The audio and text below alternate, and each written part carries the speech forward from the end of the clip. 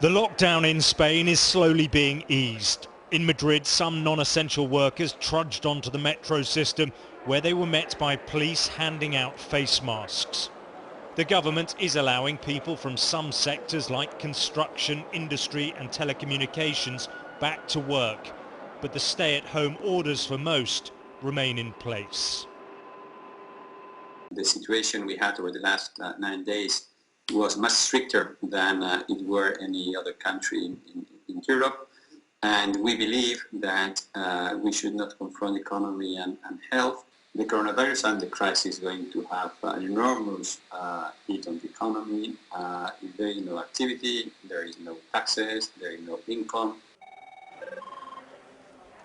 The number of deaths every day is still in the hundreds, but over the last week the grim figures have started to fall. At the emergency response hub in Madrid, they're still dealing with a daily flood of coronavirus calls.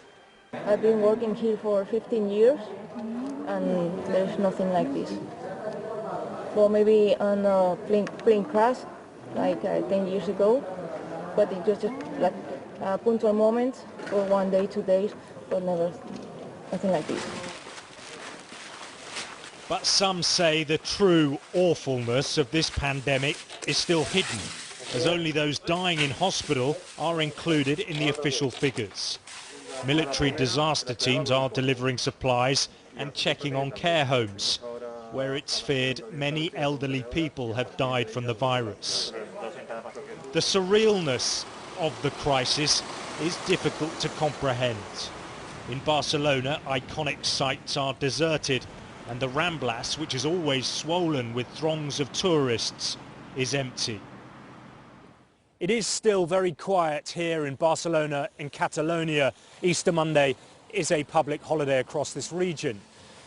But there are concerns across Spain from regional leaders and trade unions that the central government's decision to ease the lockdown could backfire. The fear is that there could be a secondary outbreak of infections, and that could have devastating consequences for a healthcare system that is already overwhelmed. This debate about lives versus livelihoods will continue for weeks to come, as scientific experts and the government try to balance the public health impact against the damage to the economy. In fact, the reality is that life here, like elsewhere in Europe, is unlikely to normalise for many months.